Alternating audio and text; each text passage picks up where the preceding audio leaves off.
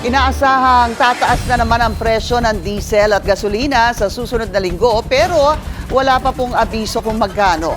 Sa ngayon, tuloy lang ang pag-order ng gobyerno ng supply ng krudo kahit meron ang dumating mula sa ibang bansa. Narito ang agenda report ni Che Sulit.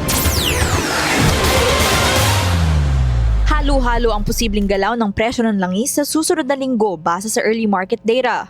Batay sa resulta ng trading na nakaangkla sa Mean of Platts Singapore o MOPS, ang benchmark na ginagamit sa pagpresyo ng langis o finished petroleum products, bumaba ang presyo ng premium at regular gasoline. Sa kabila nito, nananatiling mataas ang diesel matapos umakyat ang MOPS settlement price nito. Pero ayon sa isang industry source, naglalaro ang market premium sa 5 to 6 pesos. Kaya kahit may senyalis ng paglambot ng presyo ng langis, posibleng hindi rollback kundi panibagong oil price hike na naman ang matitikman ng mga Pilipino. May natitira pang isang araw ng trading sa regional market bago malaman ang final na adjustment sa susunod na linggo. Sa kabila nito, una nang sinabi ng Department of Energy na nadagdagan na ang supply ng diesel sa bansa. Dumating na rin kasi mula Japan ang humigit kumulang na 22.58 million liters o nasa 142,000 barrels ng diesel.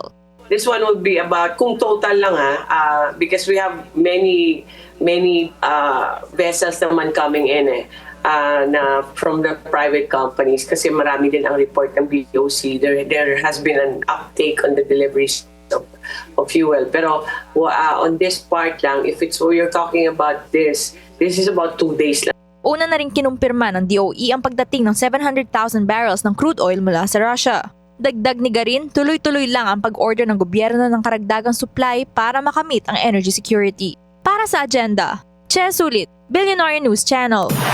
Mag-follow sa aming mga social media accounts at mag-subscribe sa aming YouTube channel para sa pinakahuli at eksklusibong mga balita.